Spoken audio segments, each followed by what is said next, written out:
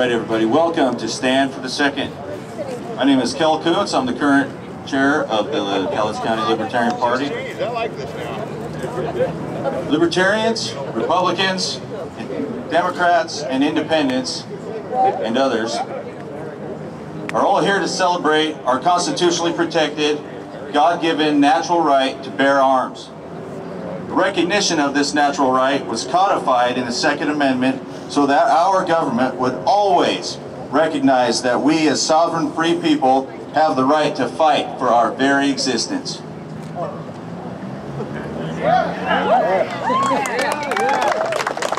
Thank you. We are all here today to reaffirm that as free people, we will not allow others to dictate to us our rights or to turn our own government against us. That's right. Yes, sir.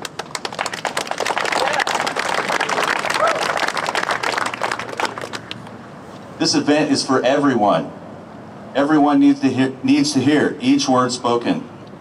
Everyone needs to pick up a copy of our Constitution, which we have for free right here under the Libertarian Party banner. They need to read it and understand it. The existence of our republic is in danger. The theme of this event is respect. The core principle of the libertarian thought is called the NAP, the non-aggression principle. This principle indicates that free people must not allow the free exercise of their rights to encroach upon the rights of another. My rights end where yours begin. This is the basic rule of respect. A well-regulated militia being necessary to the security of a free state, the right of the people to keep and bear arms shall not be infringed.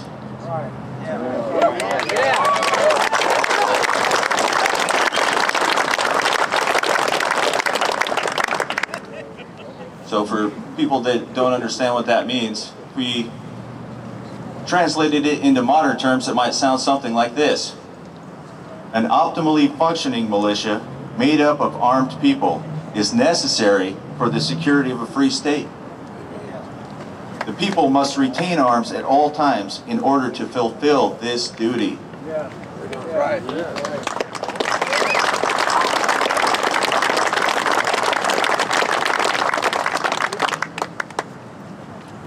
We have a great rally today to discuss current issues, confusions, and solutions surrounding the most important government recognition of our natural rights, the Second Amendment. We have many speakers today that bring with them unique perspectives on this topic. After the speakers, there will be a public comment section where anyone can get up and speak. Feel free to come on up after all the speakers are done, folks. No, you didn't. This is about everybody here. It's not just about me or the speakers. This is about our whole community, our whole state, and our whole nation. After the event, feel free to hang around and discuss the information presented here with other participants, even if there's somebody here that you disagree with. So, right now we have Mrs. Stephanie Hunter come up and sing Amazing Grace for us.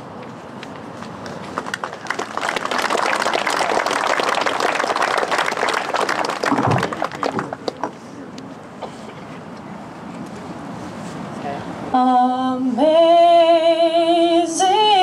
grace, how sweet the sound that saved a wretch like me.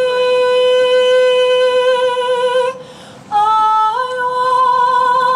once was lost, but now am found, was blind, but now I see. Through many dangers, toils, and snares, I have already come. God's grace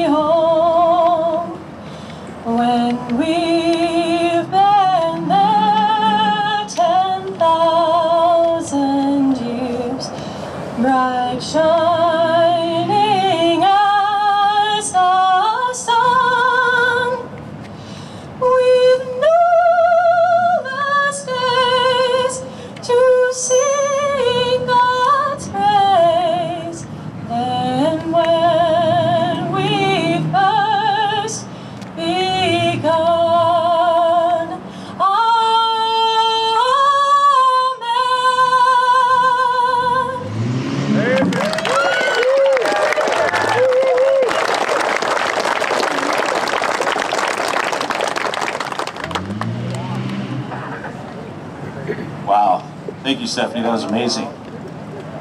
Big one. First up, we have him reading the Declaration of Independence. He's a local Facebook celebrity. You guys might know him. Bill Josh.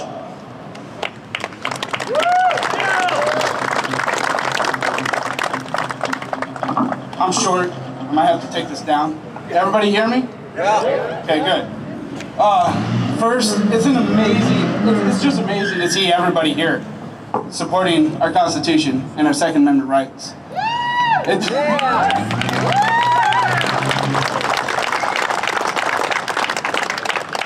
Thank you for allowing me the great honor and the privilege of joining you today.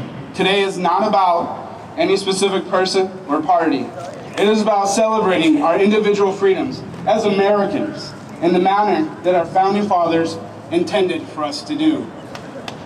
Today is about respectfully adhering to our constitutionally protected freedoms and exercising the inherent rights set forth in the Bill of Rights and the Constitution. As a conservative, I believe deeply in defending our inherent rights, and I am humbled and honored to today be able to read the defining document of our era, the document that declared with one voice our independence from what was a tyrannical, non-representative government, the Declaration of Independence. We, however, would not be here today without the sacrifice, the courage, and fortitude of all those who have given their lives to protect these great United States.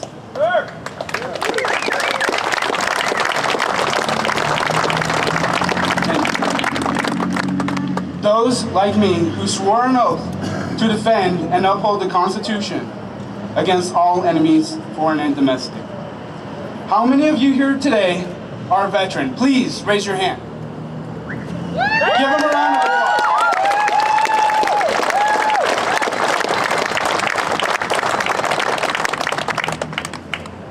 If so, you remember the oath that you gave when you joined the selective branch of the military.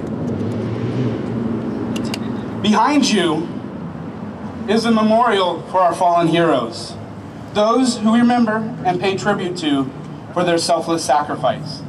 Let us also not forget that we need to thank all first responders, police, fire, emergency, for everything that they do for all of us in our communities.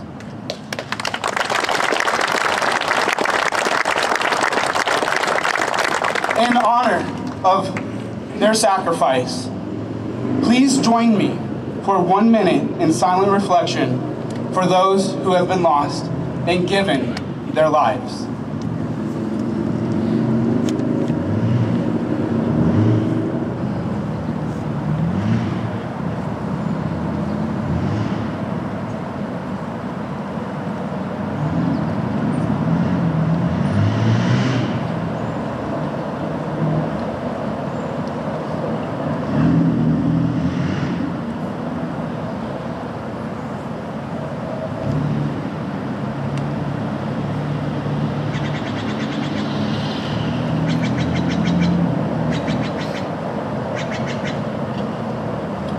Thank you. Now, I am going to read the entire Declaration of Independence. It is pretty lengthy, but we're all out here for a reason, and that is to support our God-given inherent rights, and I believe that it is extremely important that it is read. So please bear with me as I read the Declaration of Independence.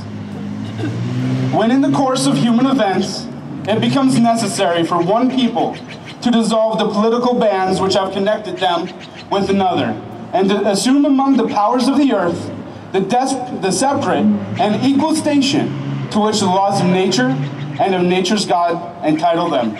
A decent respect to the opinions of mankind requires that they should declare the causes which impel them to the separation.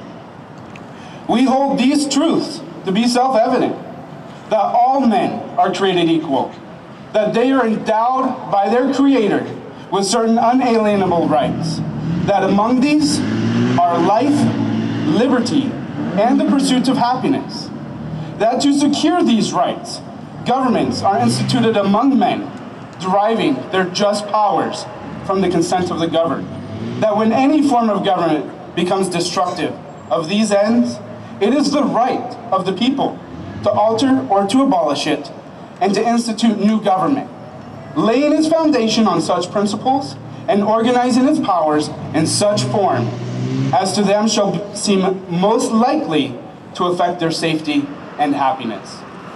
Prudence indeed will dictate that governments long established should not be changed for light or transient causes. And accordingly, all experience hath shown that mankind are more disposed to suffer, while evils are sufferable, than to right themselves by abolishing the forms to which they are accustomed. But when a long train of abuses and usurpations, pursuing invariably the same object, and vices is designed to reduce them under absolute despotism, it is their right, it is their duty to throw off such government and to provide new guards for their future security. Such has been the patient sufferance of these colonies, and such is now the necessity which constrains them to alter their former systems of government. The history of the present King of Great Britain is a history of repeated injuries and usurpations, all having in direct object the establishment of an absolute tyranny over these states. To prove this, let facts be submitted to a candid world.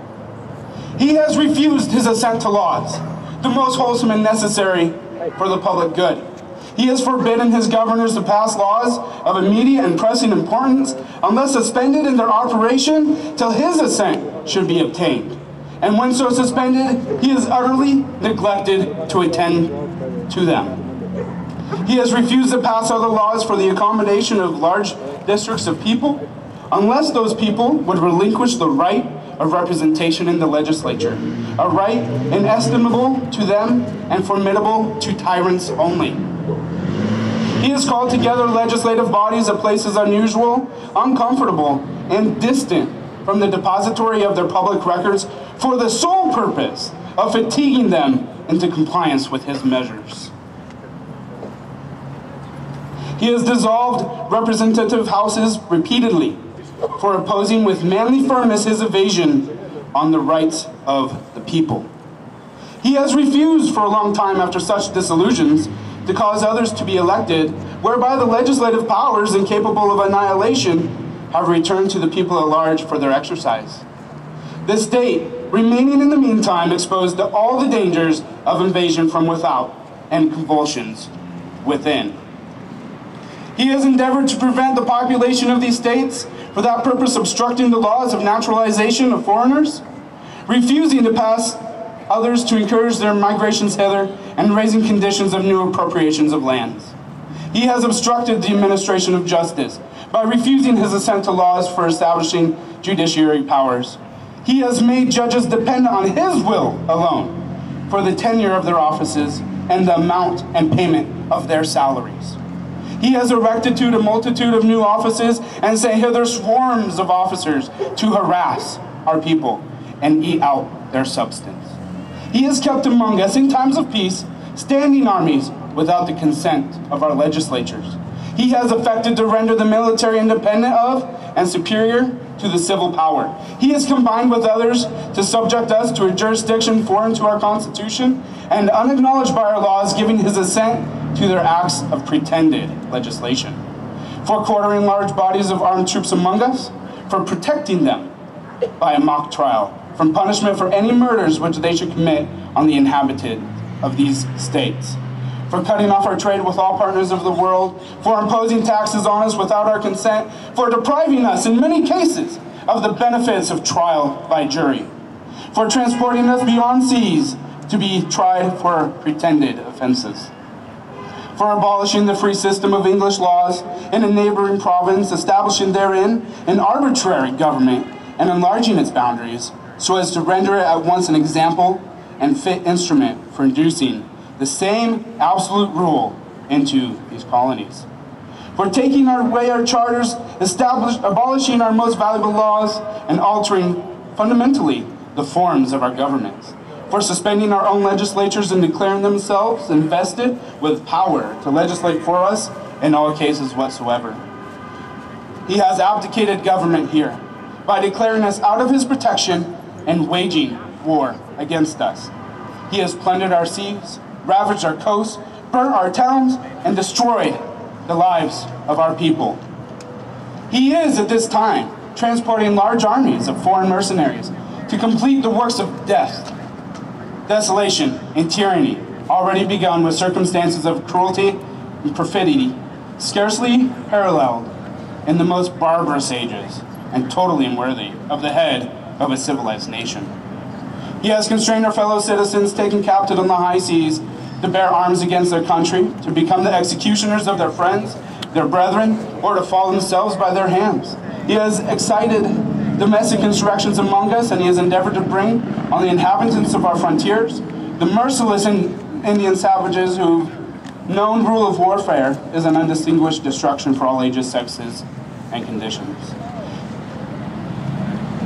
And has refused every stage of these oppressions. We have petitioned for redress in the most humble terms.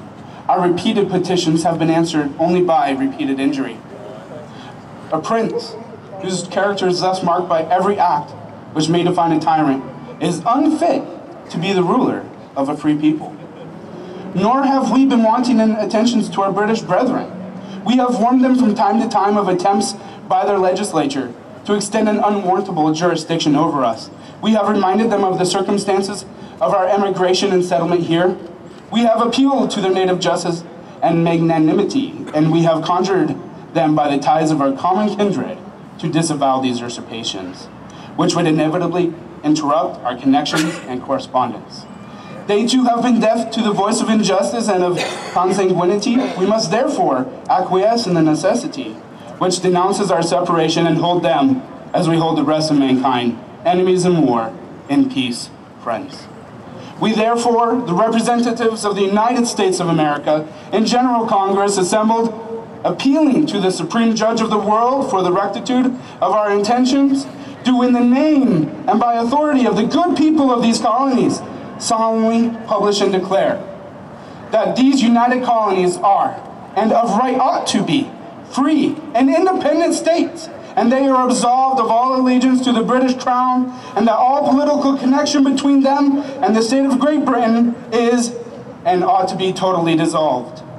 That there is a free and independent state, they have the power, full power, to levy war, conclude peace, contract alliances, establish commerce, and do all other acts and things which independent states may have right do. And for the support of this declaration with a firm reliance on the protection of divine providence, we mutually pledge to each other our lives, our fortunes, and our sacred honor.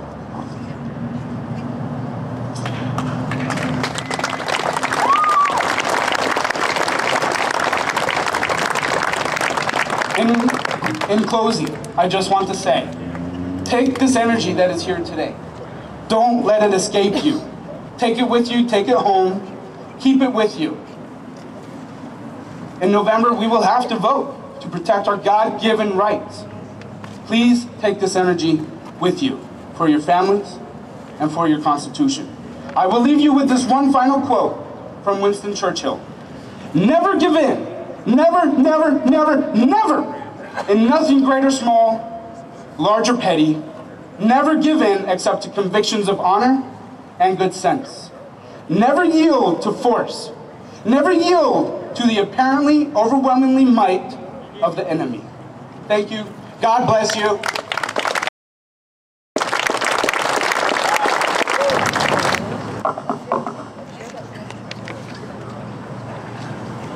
Okay. Next speaker is the anchor and host of the local news and talk show, Cowlitz Citizens Update. He reaches thousands of viewers every week. He is also the co-host of the radio show Town Hall with Mike Wallen and a community activist in Longview. He believes strongly in the Second Amendment and the Constitution, the rest of the Constitution of the United States. Let's give a big welcome to Spencer Boudreau.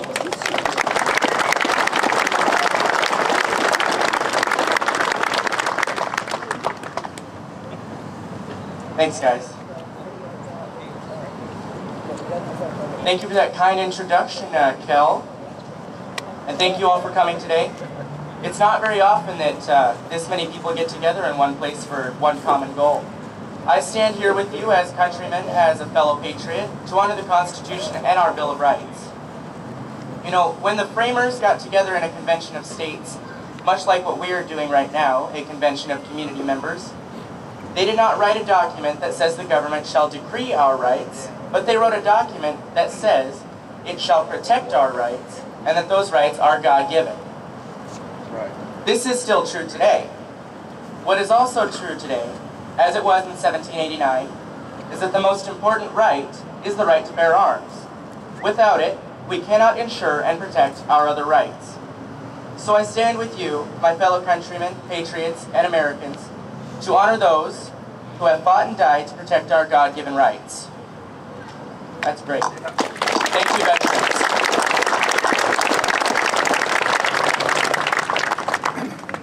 It only really makes sense that the Second Amendment is intended to allow we, the people, to defend ourselves against any threat, be that a foreign invasion like the War of 1812, or a tyrannical government taking away the rights of the citizens like the Revolutionary War. It's not just for hunting, for if it were, there would be no wording of a well-armed citizens' militia, which there is. We are the citizens' militia. We, the people, are the militia.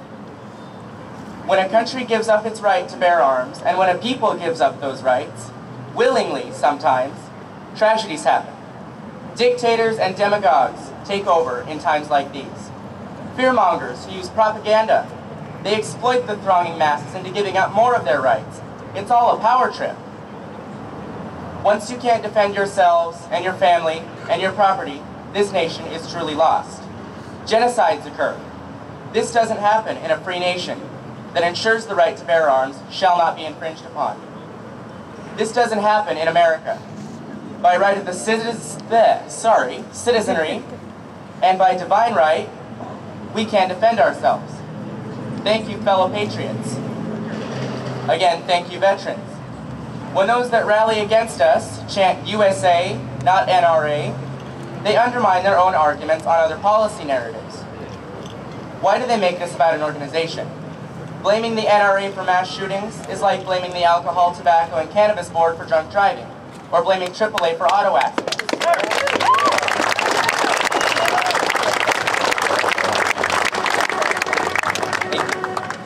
Not to mention the other point, that none of these tragedies were committed by NRA members. But if they were committed by criminals. Criminals obviously don't follow laws. Time and time again, we've seen no matter how much you regulate, and you put red tape, and you legislate, it still happens. This is obviously becoming a mental health issue. If you were to ban the sale of all firearms today, and there wasn't a revolution by we the people, there would still be school shootings and mass attacks. Instead of blaming a gun, an inanimate, non-sentient, human-made object, look at the person firing it. All of these shooters were mentally ill. All of the school shooters were bullied. Someone who wants to commit these horrible acts, they're still going to do it. They're going to find another weapon. If they can't get a gun, they'll make one. You can 3D print a gun. Prison shanks, they do it in prisons all the time. It's awful. I now move on to a student perspective on these issues. My thought as a student, why isn't the narrative of simply guarding students and hardening our schools being pushed by the media? We all know why. It doesn't fit their narrative. Catchy anti-gun slogans are making their way through the narratives as well. How about instead of our leaders coming up with slogans, they come up with solutions? Solutions over slogans. Well, what do we know that works? Armed guards work. They're at every federal building and major transit hub and stadium. They're at airports, bus stations. Some movie theaters, even on the East Coast, have armed guards. When was the last time someone took 17 or more lives in America at an airport or courthouse with a gun? Never. Maybe, if it is such an epidemic, the students should be protected as well. If our leaders need to take time to debate and figure out the real issue behind mass shootings, which obviously for us is clearly the shooter, we know that, then in the meantime, we protect our children as our most precious asset. Give us some hope. We go to school and we know we're not as protected as government officials. That's really what this country was founded on. hope for a brighter tomorrow. So I stand here before you again, friends, countrymen, and patriots, and thank you for being Americans and taking a stand. Thank you so much for being here today.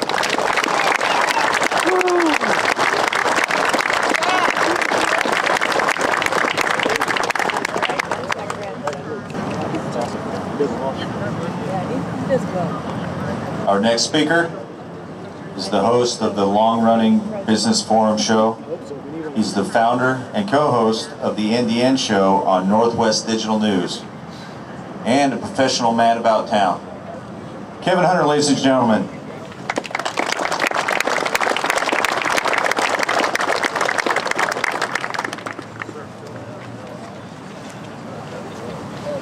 Thank you everyone for coming today. And I want to start, before I get into my comments, I want to mention something that was actually highlighted right here in the beginning, how many veterans we have in our audience here today. I myself am a retired Army officer, and I remember standing in front of these young recruits who had just gone through MEPS, were getting ready to ship off to basic training, and one of the things that I always very proudly told them is that many Americans proudly pledge allegiance to the flag, but few Americans have courage to put that pledge into action. You stand among the few and the proud, and I salute you, all of you veterans who are here today. Thank you.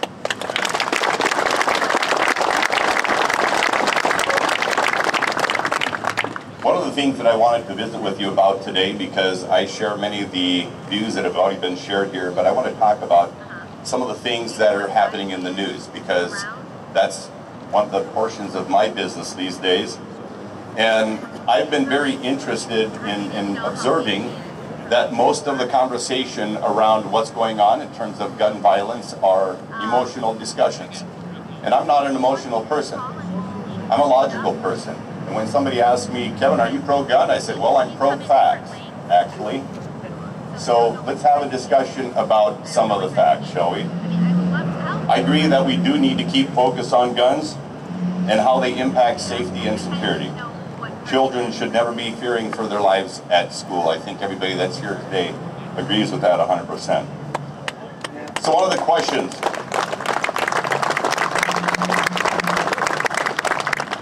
questions is, because we've seen so much of this in the news, is gun violence on the rise? I take you to some statistics reported by the CDC. The reason I use CDC statistics is because they're kind of hard to argue with. People can say, well, what was your reference? Go do your homework, find the CDC statistics on this. In 1993, there were 7 gun-related homicides per 100,000 people we had in this country. 20 years later, gun-related homicides in this country were at 3.6. It dropped to half in 2 decades. What happened during that time? Well, in 1993, 105 million privately owned guns existed in the United States. 20 years later, at the same time, this statistic of crime falling in half, gun ownership doubled to 357 million guns in the United States.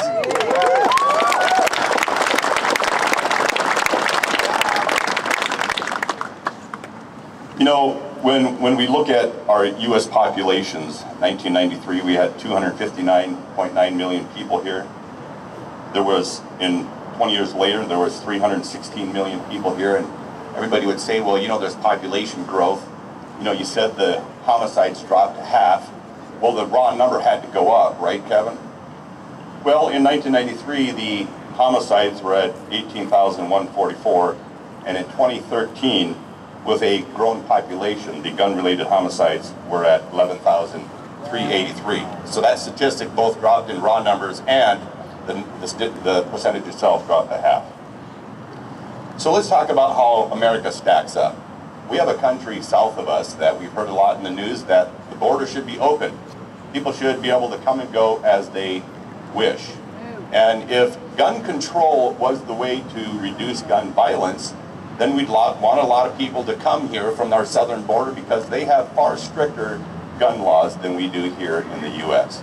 In fact, in the United States, 88.8 people out of 100 own a gun here in the States. In Mexico, it's just 15. And you might ask why, because if you a little bit of a historian, you look at the Mexico Constitution and you see that Mexican citizens have the right to keep and bear arms as well.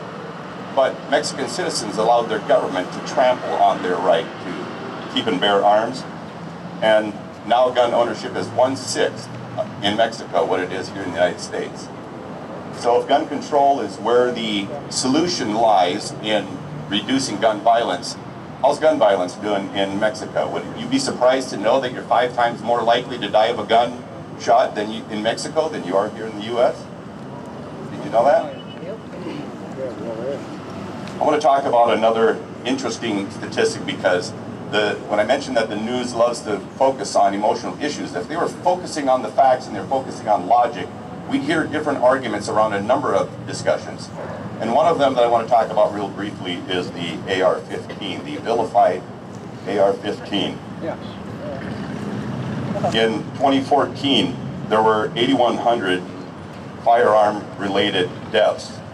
Of that 8,100, 248 were from rifles. I'm talking about all rifles combined, 248 deaths.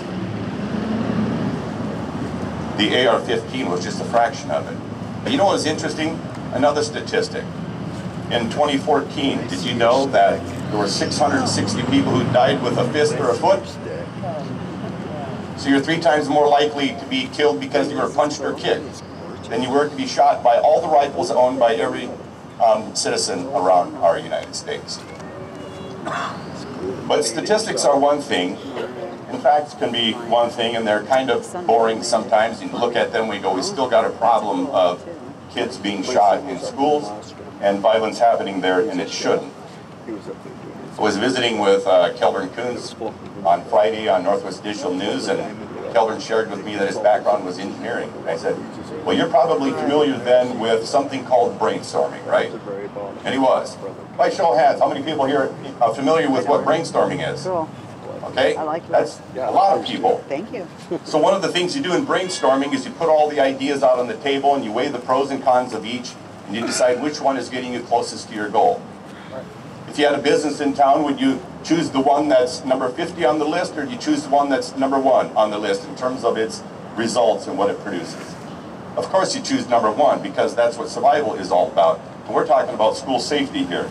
So Spencer shared a few of these. I've actually talked about these a lot in the last month or so when these conversations had come up. But you know that 1954 marks the last time a lawmaker was shot in the halls of Congress. You know what they did? After the day that it happened. So this is how easy the solution I'm going to propose works. Do you know how, you know what happened the day this happened? They secured the point of entry and they put good guys with guns on the inside, which they already had that second step beforehand, but you need to slow the bad guy down at the point of entry. So they secured the point of entry and they put good guys with guns on the inside. 100% effective since 1954. Now there was one other shooting in the halls of Congress. Guy never got past the guards though. 2 guards died, the bad guy was shot. That happened in 1998. The secure point of entry did exactly what it was supposed to do.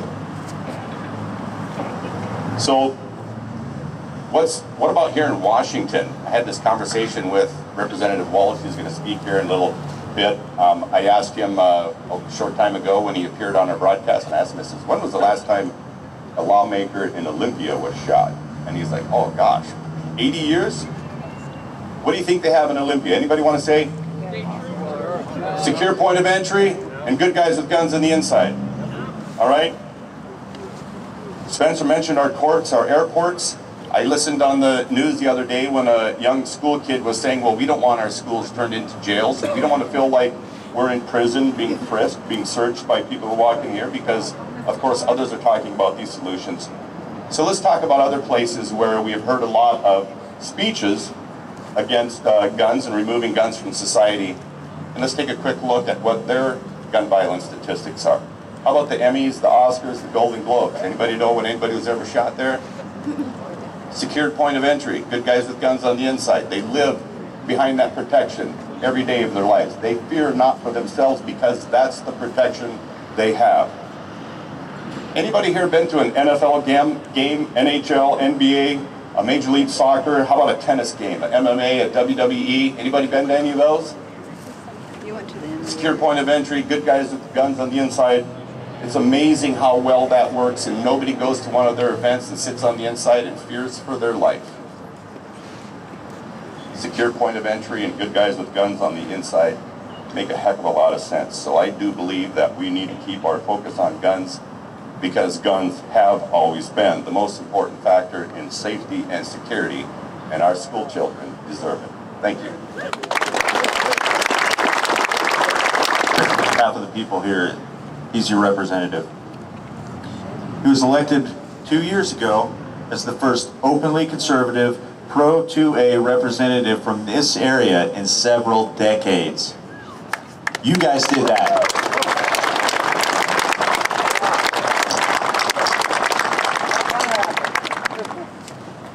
A few weeks ago, he was named Legislator of the Year by the Hunters Heritage Council. He's committed to protecting your rights here in Washington against those who would undermine them or take them away completely. Please welcome Jim Walsh.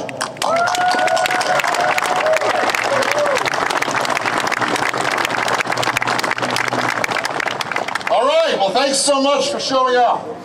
It's a good thing that you're doing. It's a good thing that you're doing here today. And don't let anyone tell you otherwise. And don't let anyone turn you into a bad guy. You are doing well and doing good to gather together here today and do what the founders of this country and the founders of this state wanted you to do. That is, assemble freely together, and redress was their word. My word would be speak your minds to the issues that you care about that affect how you live. This kind of gathering is what America is about. So thank you so much for turning up.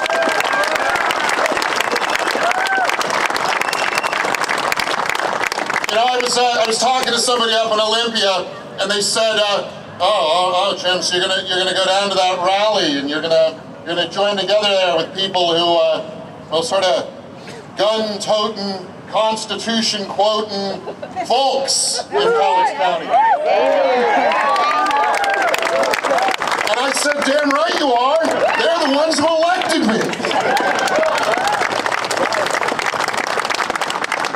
And I've got to tell a story that is from the east side of the state, but I think it's relevant to what we're talking about here today. I have a friend who lives kind of in the Moses Lake area over across the mountains.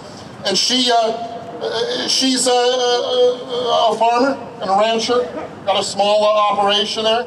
And like a lot of families, rural families, her husband kind of has the day job, and her job is to run the farm. And she does this, and she carries, of course, I mean, she's out in a truck, kind of driving a line and out in the middle of nowhere a lot of the time, and she wants to be secure from pests, usually on 4 feet, but sometimes on 2 feet. And she wants to be able to protect herself if the time comes. And she open carries, she doesn't even think about it. And a couple of years ago, she ran for a political office, and she continued to open carry. She has an old 6-shooter that she carries, and there was a bit of an Annie Oakley vibe to what she was doing, but it was real, it was natural, it was what she did and how she lives. And some of the people who saw her talking at places like this, well, not quite like this, but at other gatherings of people, said, oh, it makes me nervous that she open carries. Makes me nervous. And I said, I was talking with one of these people, and I said, how can that make you nervous? You know, Danny carries for security, for her own security, and ultimately for all of our security. It makes me nervous, it makes me nervous. And that fellow I was talking to, he'd probably be a little nervous in this crowd. But you know what? I'm not. I feel secure in this crowd. Because, go ahead. You know, there's an old saying in some circles that I hang in, you might know it. A person who cannot arm himself or herself is not a citizen. They're a subject. And I don't see very many subjects here. I see a lot of subjects. And we've got to talk about the reason that the Second Amendment is as important as all the others. I mean, they're all important. You know this. I mean, the First Amendment allows us to do this right now.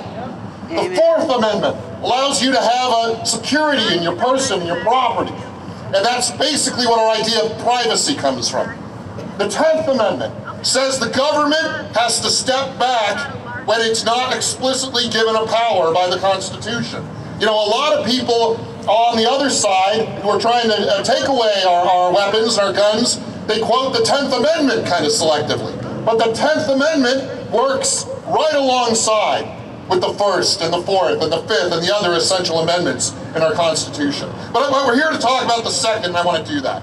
And I wanted to remind you, too, that we not only have the Second Amendment in our federal Constitution, but in our state Constitution, the Washington State Constitution, we have Article 1, Section 24, which is essentially the state's version of the federal Second Amendment. And in some ways, the state Constitution is even clearer on the matter of the right to keep and bear arms than the federal. Because as most of you probably know, there's a big debate that goes on in kind of academic circles about whether the Second Amendment conveys an individual right to own a gun or a collective right. And this goes on at Harvard and Yale and whatever. But our state Constitution very clearly says that it is an individual right, and that from that individual right comes a greater security for the entire state of Washington. And I think that's an important thing to say. It doesn't run against what the federal government's Constitution says, but it complements it, and I think clarifies it better. It's important to remember that your right, and I would say your duty as a citizen, to responsibly own and carry firearms does all of us good.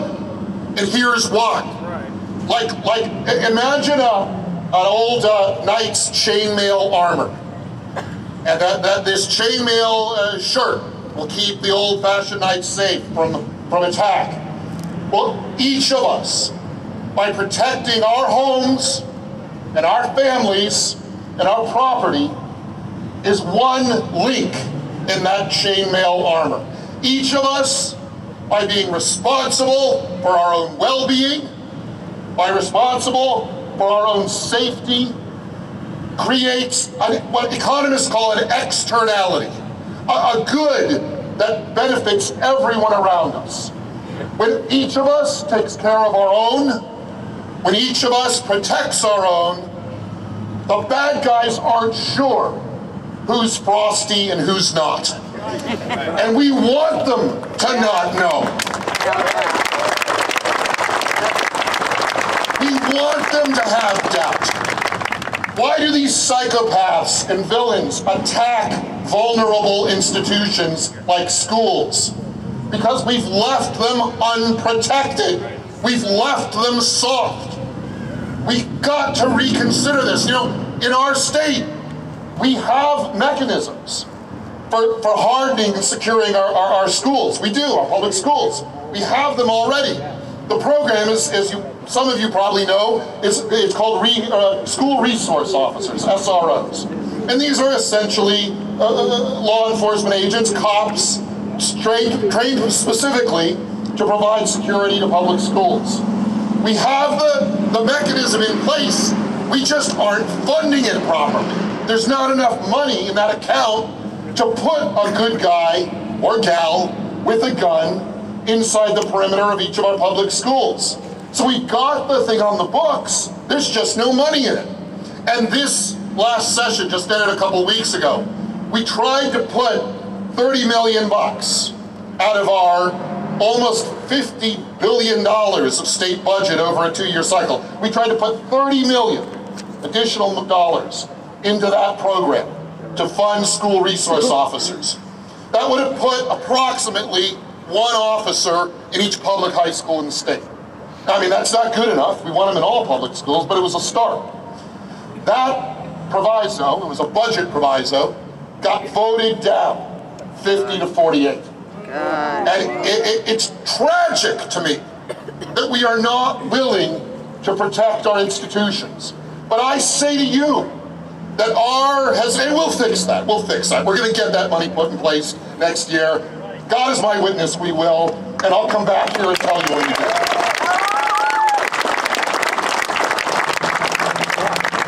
But as long as we're dithering in Olympia, as long as we're debating and pussyfooting around, it's more incumbent on each of you to provide that base of security to yourselves, to your family, and to your property. And by doing that, you add to that chainmail, to that armor that protects all of us together. This is what the founders of this country and this state had in mind. They did not think that Olympia was going to solve all of your problems.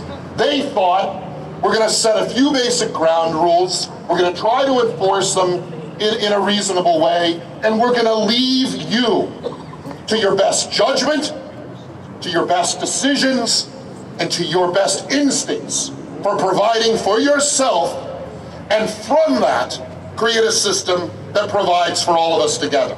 So don't let other people tell you that by protecting yourself, you're turning a cold shoulder to your neighbor, because you're not. By protecting yourself, you're protecting your neighbor. Amen. By caring for yourself, you're caring for your neighbor.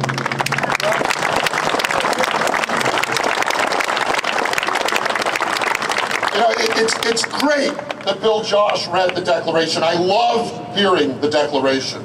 I mean, it was 200 plus years ago, but so much of what they talked about then applies today. Oh, yeah. I feel, you know, when you hear, absolutely, you're right.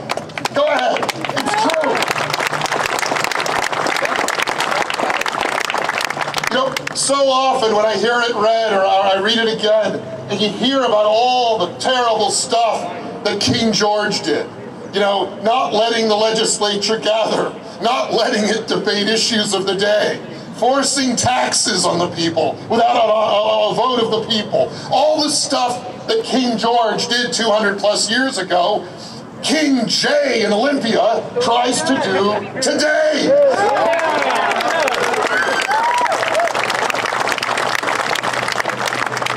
And as the Declaration says, it's our duty to persevere and suffer this as long as we can and work within the system. Now, we are so close up in Olympia. I told you that 30 million for more school security officers, lost 50 to 48.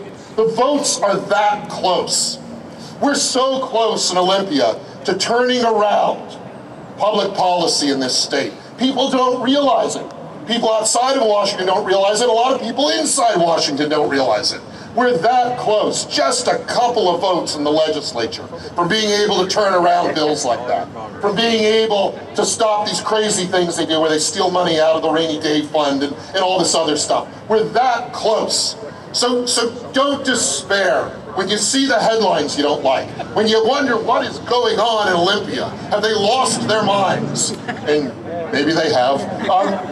Don't despair. We're very close to turning Olympia around. We're very close to turning this state around. And once we do that, when we move just the dial, that couple of points, we're going to find all the people, too, who've been rallying around Jay Inslee, who've been rallying around Murray and Cantwell, who've been rallying around Frank Chop, the Speaker of the House in Olympia. They're going to come over to our side. I hear from it all the time. You know, I wish I could vote with you, Jim. You know, it's just I'm from the old school and I kind of got to do what I got to do to vote the way I vote. If we can crack that 2-vote swing in the House, in the state legislature, we'll get 10 or 12 people who are conservatives in their hearts. They're just voting like Seattle liberals because they got to kind of keep their thing going. We'll get them to come to our side. Truth is on our side. You know, God's providence is on our side.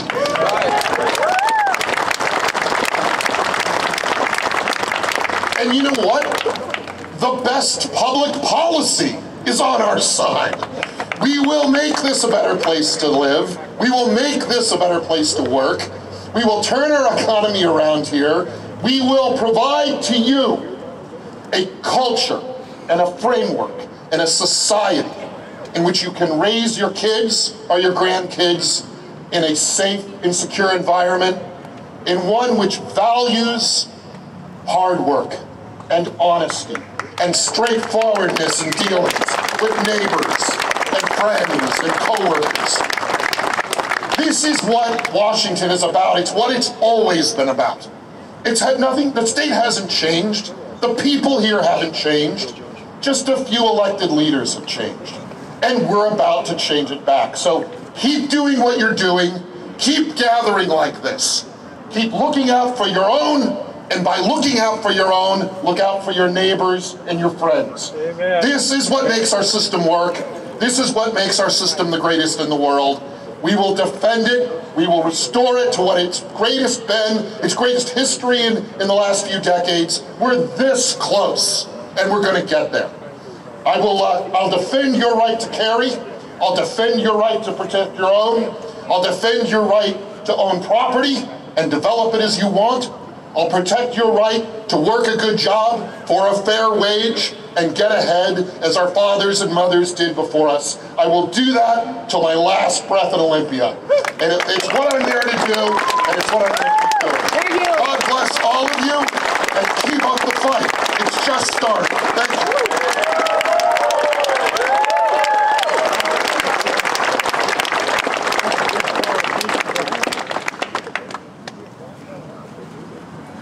Wow. Yeah. Right. You can see why I supported this guy in 2016, okay? That's why I invited him down here. That's why I believe everything that he says. I believe he will fight for us because he has since 2016.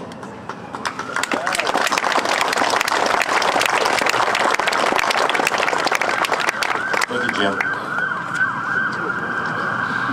want to sit down?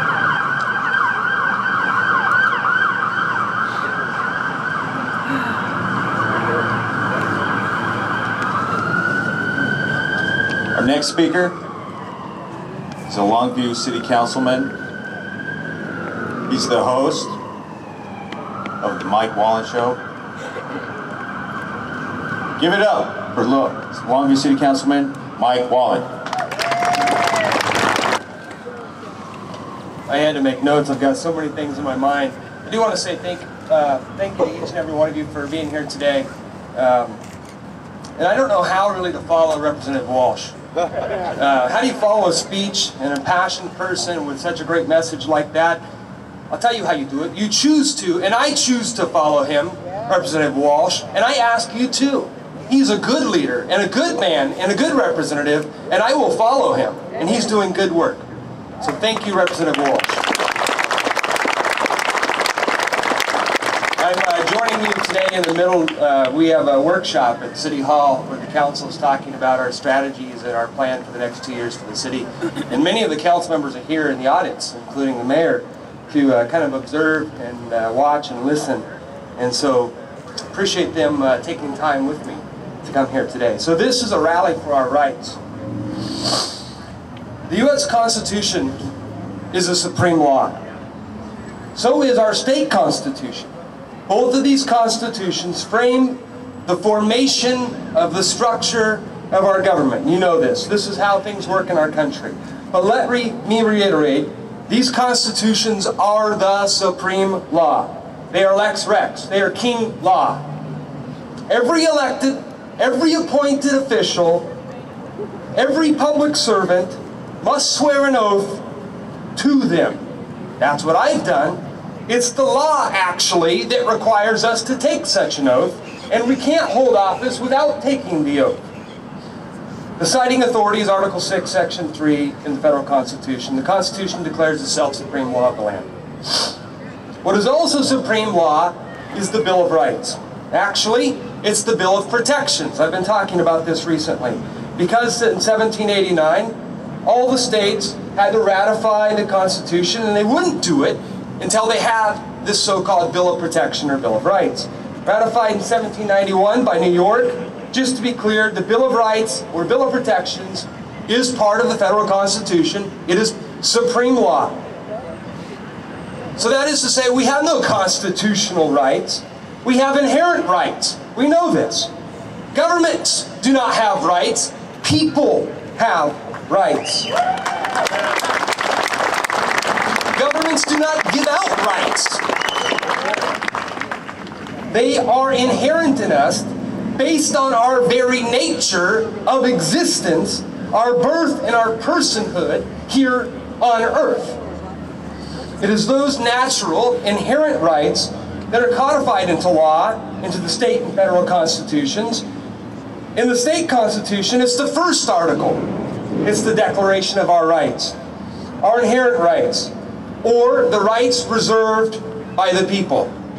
We don't give them away. You see these two pieces of paper, the state constitution and the federal constitution? They don't give us the rights. They only codify these rights so that all men, so that all governments obey them and respect them. That's why they're codified. And that elected officials, public servants, are sworn by oath, and that is law, and that is the way it works. You see, government does not rule. We, the people, rule. We are not slaves nor subjects to government, although sometimes it seems that way, doesn't it? We, the people, hold the power. And that is codified in the state constitution, Article 1, Section 1, political power. All political power is inherent in the people. And government derives their just powers from the consent of the governed. And they're established to protect and maintain individual rights. That's the purpose. It's very clear. That's government's prime directive, to protect and maintain individual rights. And as an oath keeper, as an office holder, that is the first job I must do. I swear an oath to do that. And all elected officials must do the same. In fact, they can't hold office without doing so. And so for the legislatures to consider voting on such bills as to ban guns or ban gun accessories, which they do not have the power to do so anyway, under these constitutions, they're committing crimes against the people. The yes votes that they pass on these bills is willful and neglectful of their duties, which are enjoined upon them by their oath of office. Correct. The government does not have the authority under these constitutions to ban such things, and it's a violation of their oath of office.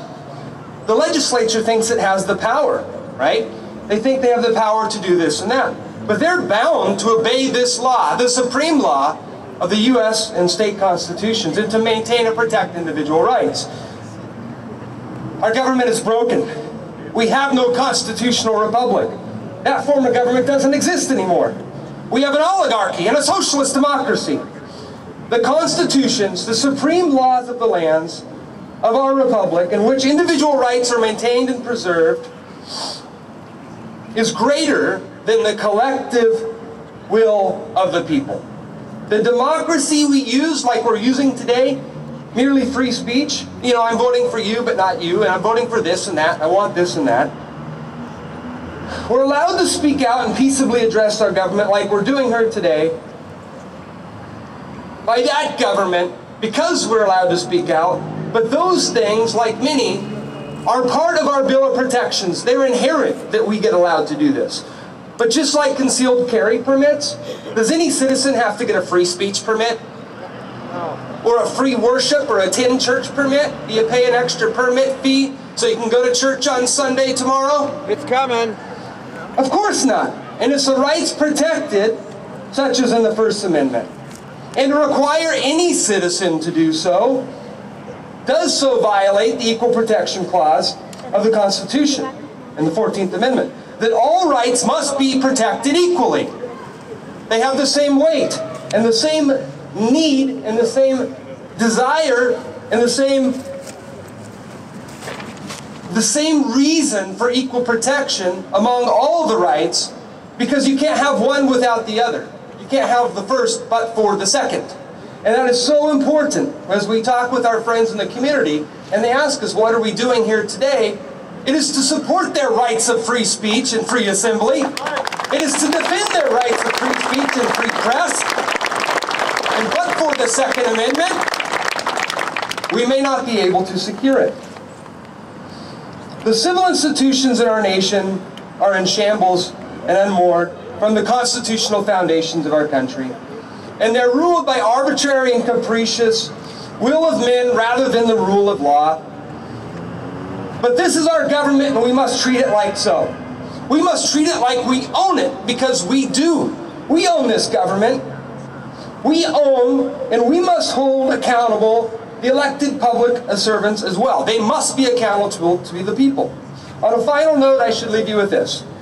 There are forces and there are ideologies that are arrayed against us and arrayed against this nation, and they are embedded in and burrowed in all throughout this country with the intent on destroying liberty, with the intent on subjugating us to government.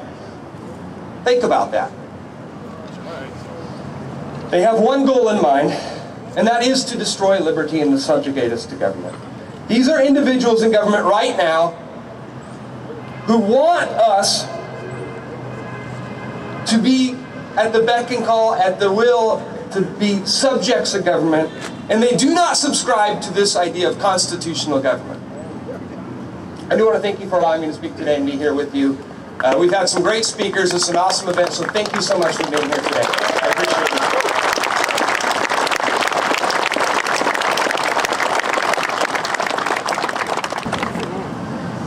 Okay, so next up we're going to have our public comment section, but before we do, I'd just like to mention a couple things.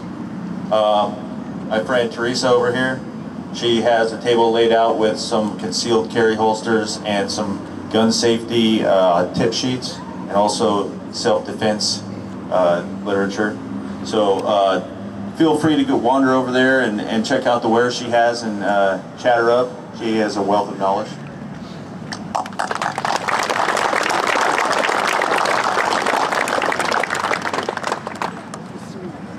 Speaking of unconstitutional laws, right now, the federal government is H.R. 5087. You guys familiar with that one? The short title is the Assault Weapons Ban of 2018. Okay. They do it all the time. Washington State tried implementing this stuff earlier in the year. Didn't make it on the table, but they can put it back on. Okay. Yep. One of them is SB 5050. That's a number you guys could look up. That's an assault weapons ban. That's the title of it for Washington State. So, you know, the price of liberty is eternal vigilance. You guys know this. So we got to keep them honest, keep their feet to the fire, pay attention, get out and vote. It's real easy in Washington. They send the ballot to you. All you got to do is put a stamp on it, toss it in your mailbox. Tell your friends to vote. Try and impress upon them that we can't let the government think that they can take our right to bear arms, because that is our right to self-defense. And why would they want to take our right to self-defense? Think about that. Alrighty, folks. Thanks for coming out. Like I said, public commentary. Anybody can get up and speak. You know, I just ask that since children are here, you kind of keep it clean. And anyways, thank you.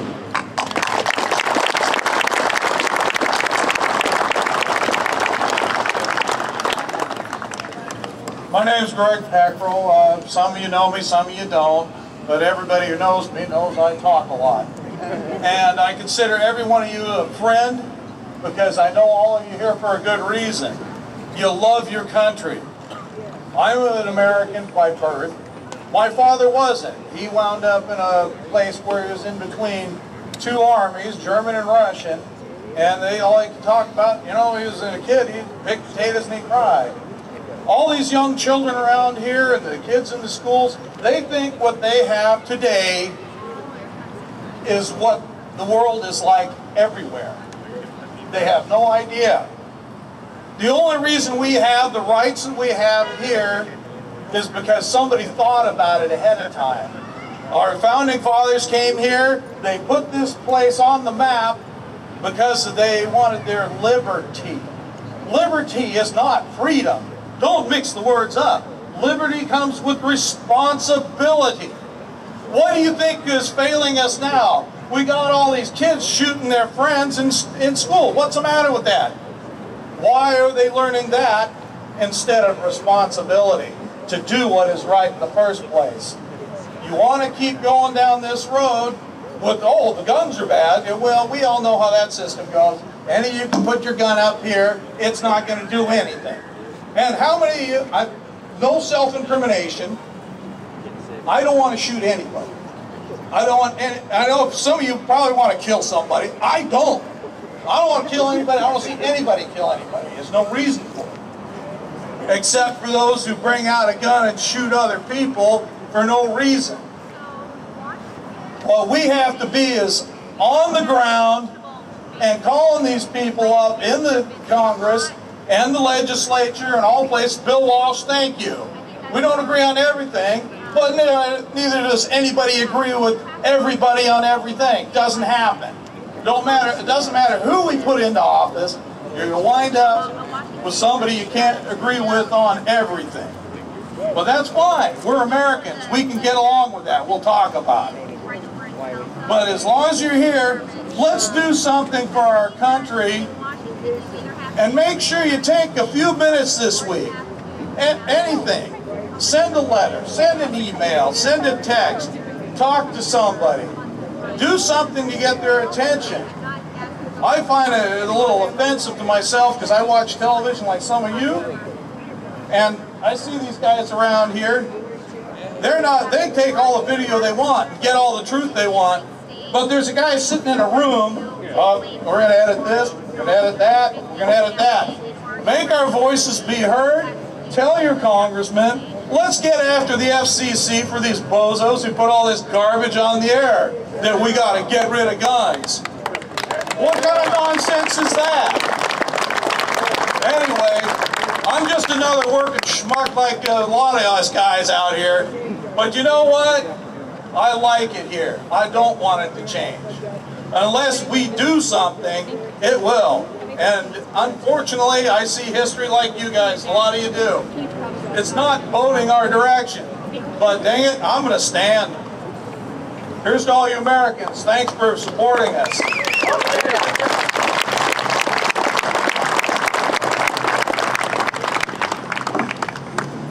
As a child of our great America, I ask that those who are not getting their way, those who will not face the facts, those who cannot find any other way, but to brainwash our beautiful American children, the undeveloped minds of our precious American children, the future of this country, I ask that they not use horrible accidents to take away our rights to keep us safe in the future, because now we do not realize what that means.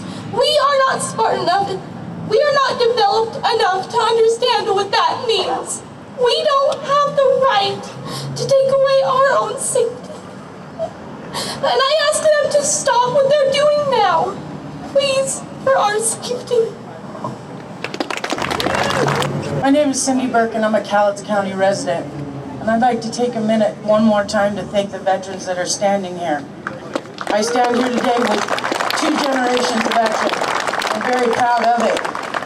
But how dare people say, go to a foreign land and protect their children, but here in America, don't protect your own. I find it hard to believe that my veterans would stand for that. I find it hard to believe that any human being in America would stand up and say, join the military, protect us tonight, stand on a wall. Don't walk into a school and know that your children are safe. I believe in my gun rights. I believe in the Second Amendment, the First Amendment, and everyone thereafter. It is very important we are one voice. One human being who can speak is a voice. Let your politicians know how you feel. And when they don't do right, explain to them again how you feel over and over again. It's like a 2-year-old child. No, no, no, no, no. Yes, that's good. Tell them what you think. God bless you, Cowlitz County. We are blessed and privileged to live here. We are very safe amongst each other because Cowlitz County is a huge family. Stand up for our rights, be heard. Don't let people in Seattle who don't know who you are dictate your rights. God bless you today. Thank you for coming. Hard to follow. Who wants to give up their guns? Nobody does. How many felons we got here? Nobody is really thinking about voting. We come and we want to protect our guns, but you got to protect your vote. What'll happen is it'll be the same way with marijuana. Nobody even cares now. People smoke it across the road. But in the 80s and 90s, we put how many people in prison? How many people lost their kids? How many people lost their guns? They give you a felony, they got your gun. So they put this bill out there that says pistol grip or threaded barrel. And then the next time you have a fire in your kitchen and they come out and see a threaded barrel, they give you a felony. You're no longer a veteran, you're no longer a voter, you're no longer a person. Your TWIC card's gone and you're working at, I won't say the name of the places you're working. So they're not after your guns, they're after your ability to be a citizen. You get off the plane from Vietnam or Afghanistan or wherever you come from and you think you're a hero and you protected America, and then you come over here and they say, hey man, you can't have a gun. We don't trust you with a gun. You know, you got your leg blown off, but we're not going to give you a, I'm not going to say it in front of kids, a gun. So you got to think about your vote and get out there and vote. And these people that are, they talked about the Declaration of Independence. What happened was this king was taxing the dog crap out of everybody because he was fighting in a war. He needed money for his war. And we said, we're not going to do that anymore. A bunch of 20-year-olds said we weren't going to do it anymore. People are walking around now with signs that say, not my president. Think about that. When we deposed a king with signs that said, not our king. And these people, we took up arms to depose a king that was doing a bunch of stuff. And these people now are saying, this Donald Trump's not our president. Let's give up our guns. It's the dumbest thing I've ever heard. So, that's my 2 cents. There are a lot of implications of the laws that are being put in place. As most people know, every other right except the Second Amendment and most government agencies is being treated as an individual right when they're seeing the Second Amendment as a, so to speak, collective right. You know, the whole purpose of the Second Amendment was to have a force greater than the military in the people's hands, you know, in case a tyrannical government ever seated itself in place. You can take the 1934 National Firearms Act for an example. It banned sawed-off shotguns and automatic weapons in anybody's hands except federally licensed firearms dealers because it was essentially associated with gangsters and major criminals at the time. And the language of that act says that since these have no legitimate military uses, they should be put in the hands of the people. So, with the laws that are coming into place, they're pointing at how the NFA got legalized as an example of them being able to push these firearm bans. The 1934 NFA Act, it doesn't actually use legal logic behind it. It uses what people were feeling at some time. It uses profiling, something that people are supposed to be against. You know, when the Confederates lost the Civil War, they decided to make it, you have to have a certain education to be able to vote, to make all those former slaves that never grew up with an education unable to vote. They took away the firearms of former slaves so they could subjugate them to their rule and they couldn't fight back. But the Supreme Court isn't giving the same protection to the Second Amendment as every other one, and the whole point of its existence is not being acknowledged. But just remember, guys, the colonies were overtaken by 3% of the population who didn't want to give up their rights. So if we have over 3% of the population of the people, the government should fear us, right? The people can only control their government if their government fears them. And if they decide to overstep their boundaries, it is the people's duty to do something about it, right? Nobody wants to kill anybody. Nobody wants to commit acts of violence, right? But when acts of violence are threatened against you, the only answer is to commit acts of violence against those who wish to threaten your rights or your safety. So if the day comes along and they start going door to door, confiscating guns because of some certain classifications that they have, right? You can count on me that I'm probably going to die in a pool of my own blood. Because it is better to die free than to live life as a slave.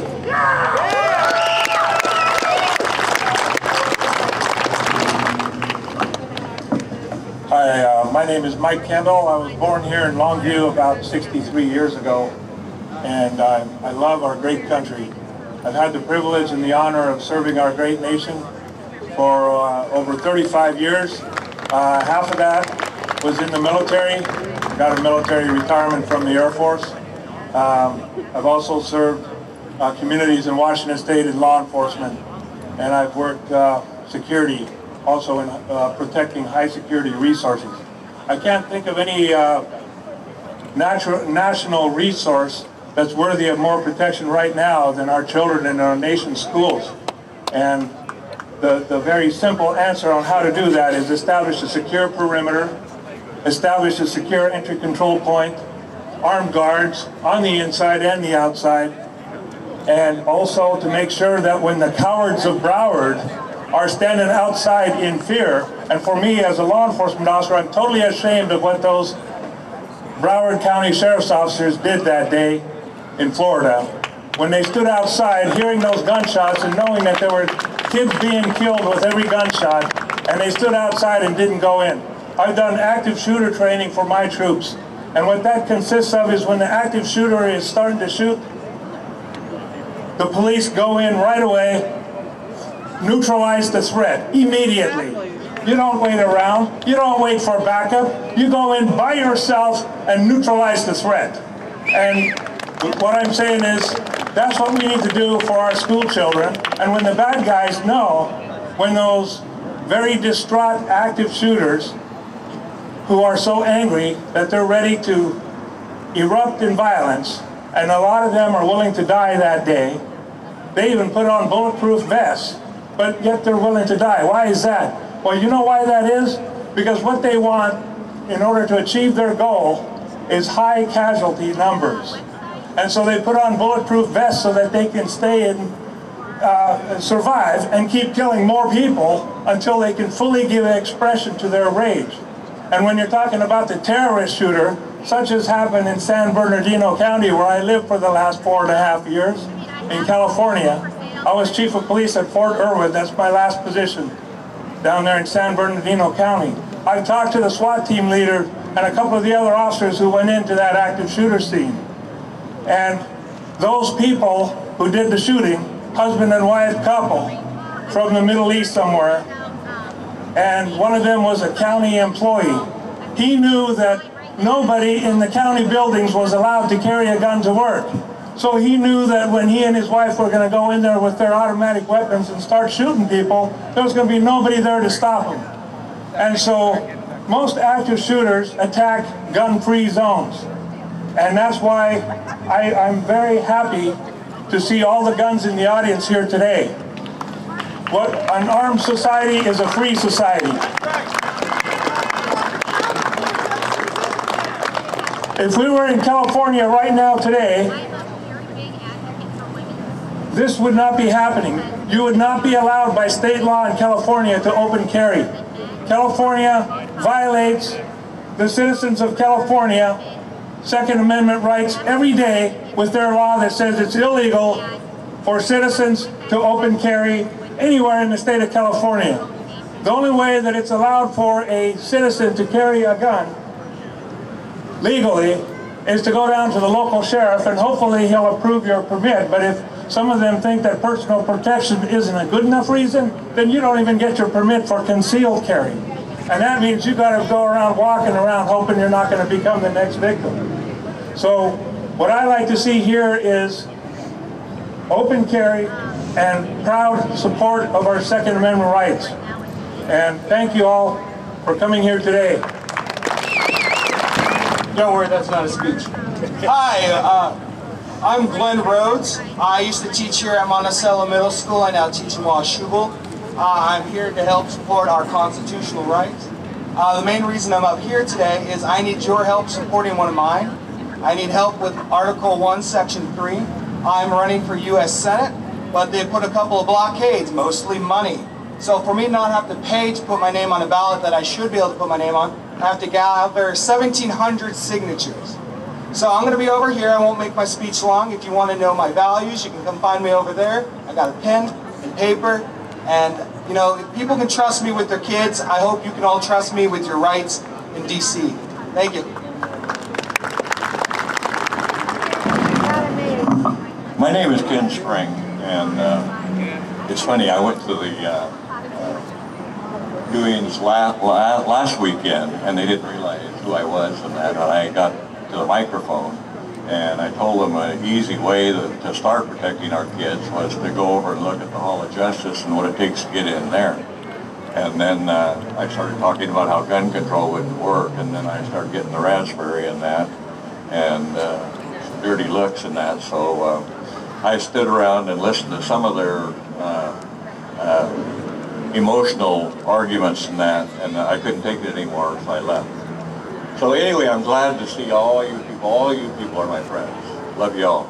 And anyway, our state capitol toll-free number to talk to our legislators and the governor is 1-800-562-6000. I call all the time. I've been an NRA member for over 40 years. I used to be the 3rd District representative for the NRA, but I see the present one is here somewhere. But anyway, some of the things that I suggested that they do was put a fence around the school, close the campus. Can't hear you. Close the campus. School kids have a picture ID to get on the school grounds. Replace the present doors and locks with hardened ones so they can be locked down, creating a safe haven for kids. Metal detectors. Cut outside doors to 2 or 3 so that they don't have to have so many people and detectors. Advise the people what to do in case of an attack. Arm all properly trained principals and teachers who want to be armed. Encourage any student concerned about another student to be sure and report it right away. Put fire doors in that will only swing out, have a master switch to control from the office, and put something in to alert people of danger, and ask for properly trained citizens to help protect the school, as gun control will not work. Now, on another thing here. Here's what Adolf Hitler had to say. For the first time, a civilized nation has full gun registration. Our streets will be safer and the police more efficient. And this world will follow our lead into the future. Adolf Hitler, 1935. The biggest killer in this country that I could get off the internet was abortion. The second one was tobacco. The second one was obesity. The third one was medical errors. The fourth one, alcohol, suicide, drunk driving, poisoning, alcohol abuse, prescription, and then followed by murders by guns. Now, why aren't they doing something about these other people? Do we truly care about our kids? They do not. After listening to these people, they want gun control. For some reason, they want people control. And that's what their object is. They don't care about the kids. Go over to the Hall of Justice and try and get in there with anything metal. You go through a metal detector, you take your belt off, and you empty your pockets. But our school kids, are those judges more important than our kids? The sheriffs departments on the 3rd floor, I would think they would be pretty safe over there. I would think they would bring those metal detectors to one of those schools. I would definitely pay more in taxes to protect our kids. And I stand by the kids 100%, and I stand by the police 100%. Thank you for coming. You're great people.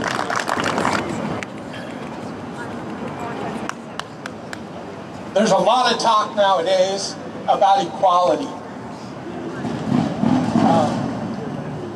about equal rights for women, minorities, homosexuals, transgender. The Second Amendment and our right to keep and bear arms is our greatest way to achieve equality.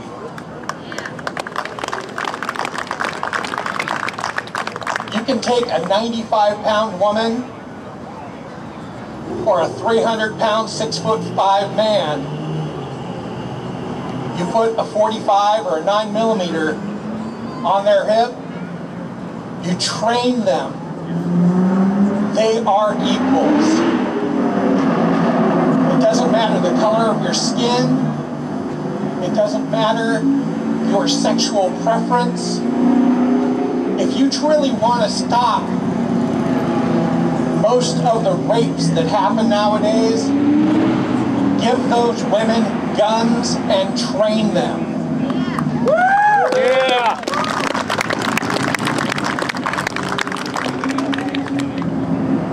We have the God's given right to self-defense.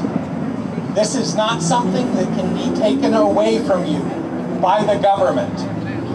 The government only has the right to do what you allow them to do to you.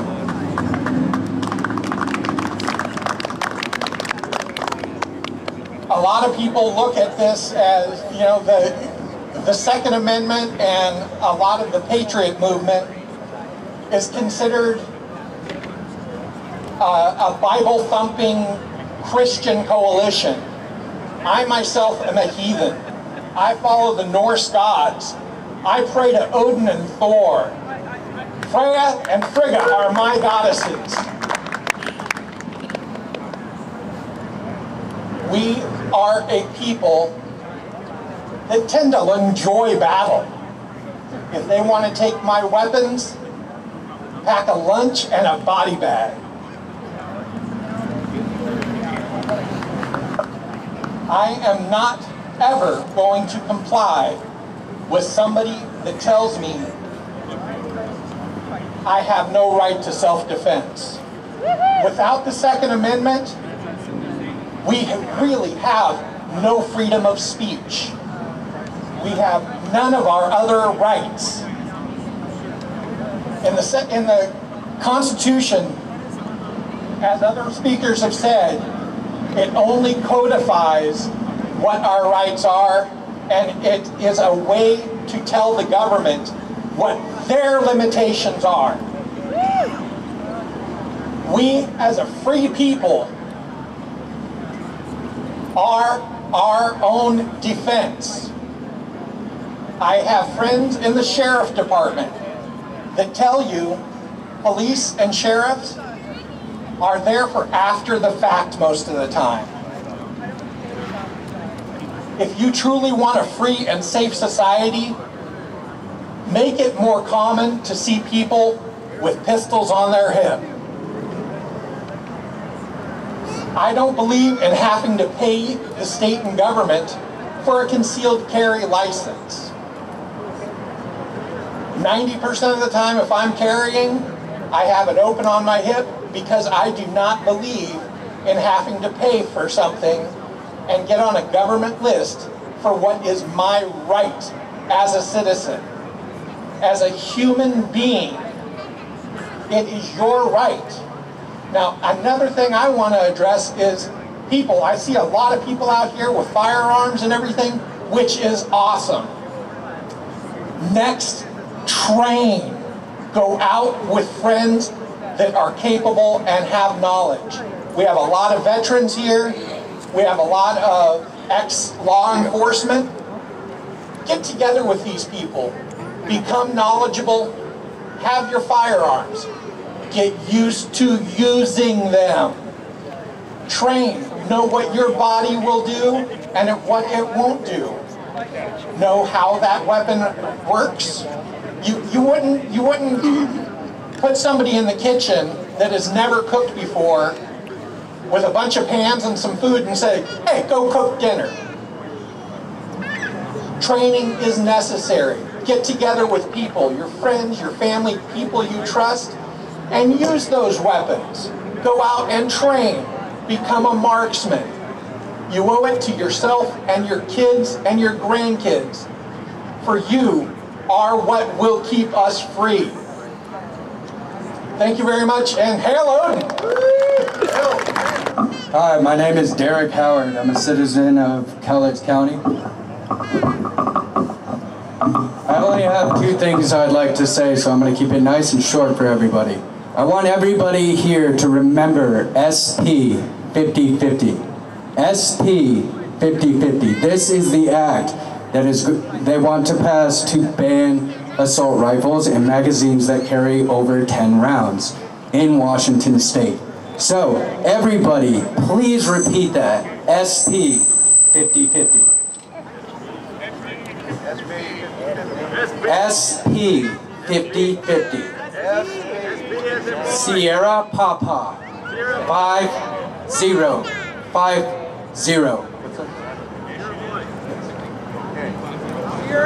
The second thing that I would like to address, because I am a citizen of Cowlitz County, I would like everyone, please, don't be like last week's march. Clean up after yourselves.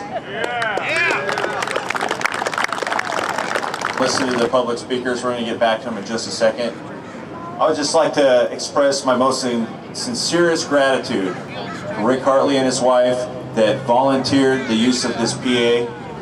He's with a lot of Music Plus in, was it Longview, Rick? Yeah, they're in Longview. So if you guys ever need karaoke set up or anything for a party, or you just want to talk to a great guy, give Rick a call. Okay, thank you guys. Good afternoon, how y'all doing? Doing good? My name's Kip Beebe. I come up from southeast Portland, talk to y'all for a minute. I grew up in northeastern California. I spent most of my time between about 4,500 and 10,000 feet growing up. By the time I was 12 years old, I'm carrying a semi-auto 22 after school on my back on my little motocross bike. I built my little 20-inch bike. And I'm hunting rabbits and I'm hunting squirrels. I'm sorry, I'm sorry about that. So, after that, I joined the service and I went over to Fort Knox. I became a cavalry scout and did my training there, and I went over to Europe. And that was my first introduction to a social democracy. How a social democracy develops and controls a population is through communication. So every time there's an incident involved, all they say is incident. They never give you any detailed facts, so you never know what's going on around the world. Then I went to England. Everybody talks about England, how they took away all their guns and how there's no gun violence. Well, you know, that's kind of a false statement, I think, because if you look at their stats since 2012, they've had 1,500 acid attacks in London alone. They are one of the most violent countries in the civilized, industrialized world. You can't say that guns were the problem. Culture is the problem. So then I come back to the States. And I come back to Oregon. I move into St. Helens. I work up in semiconductors for about 15 years. I go hunting over there. I go hunting between there and Vernonia, there in Saddle Mountain. I can open carry. I can carry my knife. I can carry my hunting knife on my side. No big deal. Then I got sick about 2012. What a culture shock when I had to move to southeast Portland into the Lentz neighborhood. Let me tell you what's happening in Portland where you can't carry. Even conceal, there's a good chance you're going to get thrown in jail if you have any incident where you have to engage with law enforcement. So, since January of this year, we've had 31 shootings in Portland. 31 shootings where I can't even sit on my front porch and clean my pistol because it's considered a threat and I become a felon. Okay? It's nigh impossible to get a concealed carry in Portland. I have to come up here just so I can carry my 45 on my hip. You know, I got a 12-gauge shotgun with double-aught buck in it because if somebody comes through my front door, I can't injure them. I have to kill them. Period. I have to cut them in half so I don't go to prison. In the last 3 months alone, I live in the Lentz neighborhood, there have been 10 shootings within a mile of my house. 2 days ago, Macy's, one of the basketball players, one of the Blazers' half-brother, blasted at Macy's at Clackamas Town Center. We can't protect ourselves because of that social democratic, turning into a democratic socialist, moving straight into socialism government that we have down there. And it's only getting worse. They have HB 43 down there now. Ban all semi-automatic weapons in Oregon. All. I bought a 45 that I could specifically take to California 2 years ago. I can't carry it in California anymore because they changed their laws. I'm going to be a felon if HB 43 passes.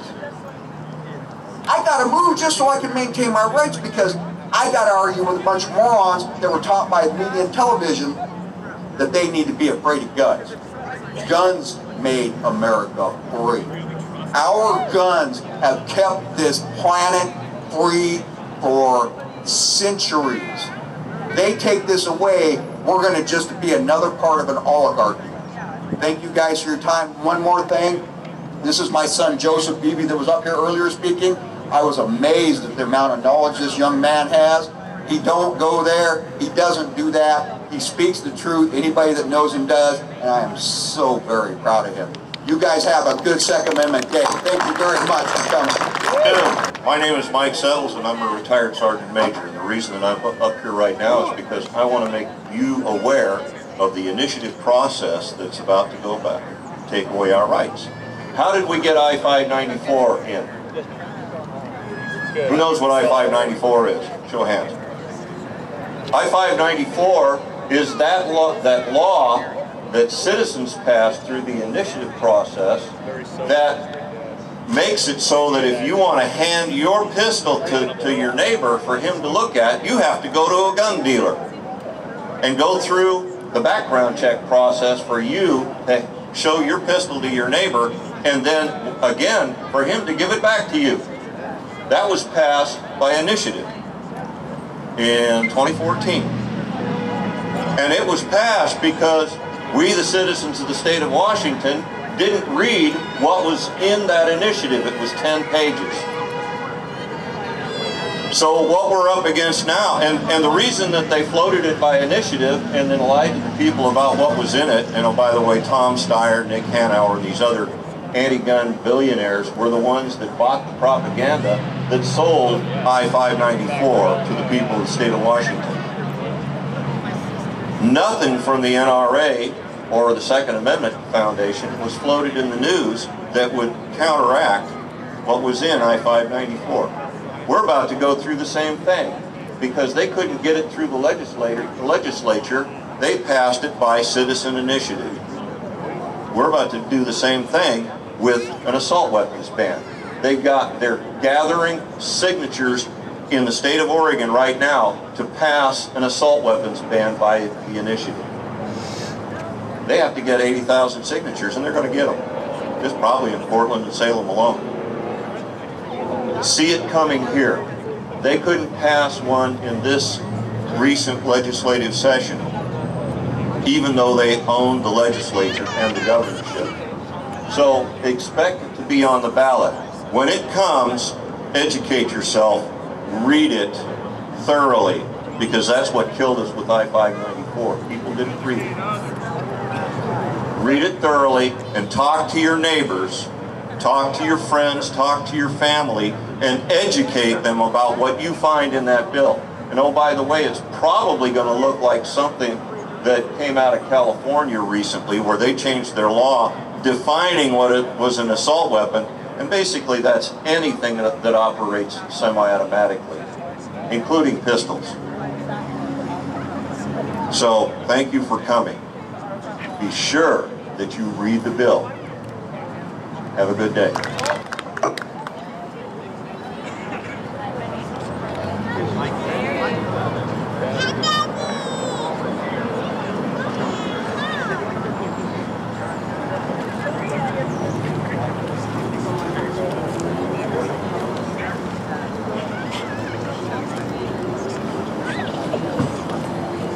Hi, my name is Carlene, and I'm here to talk about the issues in our schools. I'm a freshman in high school, and in one of our classes the other day, we were instructed to listen to our teachers about the procedures to go through if there were an active shooter that entered our classrooms. And we were told that we are to throw classroom objects at an armed shooter until they are disarmed, have someone sit on top of the shooter and kick their gun away, turn a trash can upside down, put it on top of the gun, and have someone else sit on the trash can. But my question is how dare they ask me, a 14-year-old unarmed freshman who never asked for any of this, never asked to go to school, never asked to be unprotected, and never asked to be an open target, ask me to protect myself and my classmates but throw a fit when I ask them to do the same for me. And how dare they tell me that they didn't sign up for that. When you sign up to be a teacher, you sign up to protect the students that you teach. And if we ask you to do that for us, then don't tell us that we're wrong for asking it. We didn't ask to go to school. We are told by law that we have to. And we didn't ask to be unprotected. So by asking teachers to please protect us like they signed up to do, we are not wrong, and we are not asking too much of them. And don't tell me that I can't ask that. Don't tell me that I can't ask you to protect me and then tell me to do your job for you. Thank you. Hi, thank you all for coming. My name is Jeff. I am a United States citizen. I'm a citizen of Cowlitz County. I've gone to school in Longview and Kelso and Toodle High School school districts. The young lady has some valid points, and I agree with them. Being a United States Marine trained, and also there's several of us here that are working in the Cowlitz County Department of Emergency Management, and has had multiple training situations with what they call active shooters. From Wahkiakum County, Cowlitz County, Lower Columbia College over here. We do have specialty teams to take on the situation whenever it's needed. And she's right. She didn't ask for an education, and it is by law that anybody in the United States needs an education up to a certain level.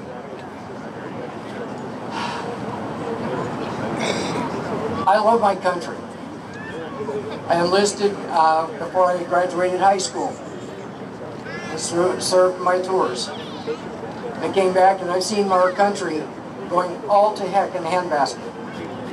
What we need to do, watching these legislators with their own agendas, somebody's money in their back pockets, to pass these laws to take away our Second Amendment rights is absolutely wrong.